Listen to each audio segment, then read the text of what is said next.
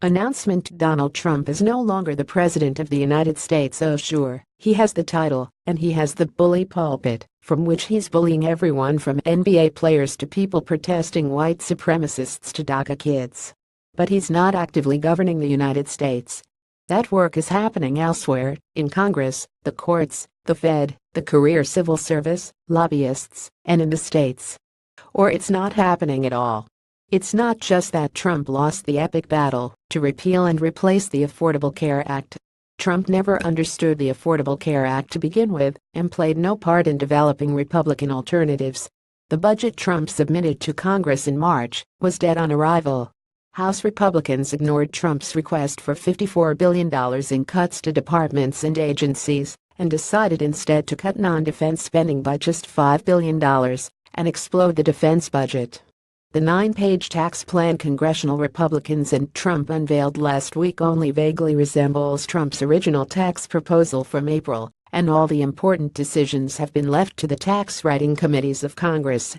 Trump's relations with Senate Majority Leader Mitch McConnell and House Speaker Paul Ryan have become so strained they have no interest in looping him into policies before they have to. Meanwhile, Trump has run out of Obama executive orders he can declare void. Major regulations, such as the EPA's Clean Power Plan, can't just be repealed. They have to go through a legal process that could take years. Trump doesn't seem to be aware of this. He told a cheering crowd in Alabama recently that he had ended the Clean Power Plan by executive order. "Did you see what I did to that? Boom, gone." Nope. The EPA will soon reveal its strategy for reversing the plan, but whatever it is, environmental groups are almost certain to appeal it in the courts.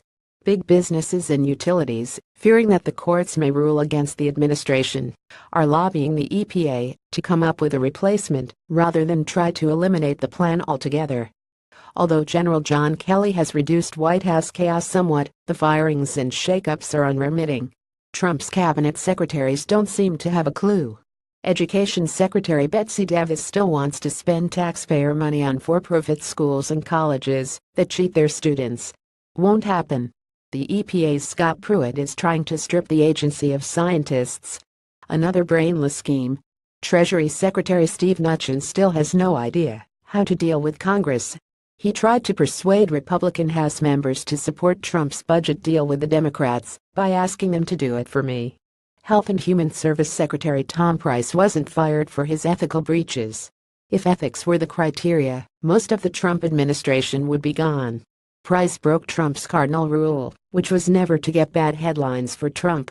Top echelons of departments and agencies are still empty.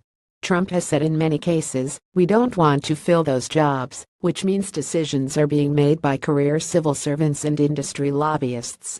By the start of September, more than a third of the leadership positions at the Federal Emergency Management Agency were still vacant. Not a good way to begin hurricane season. Puerto Rico, anyone as of mid-September, out of 599 key government positions that require Senate confirmation, Trump had made only 159 nominations, according to the Washington Post. Trump had yet to submit nominations for 320 positions. Trump's political clout is waning among Republicans.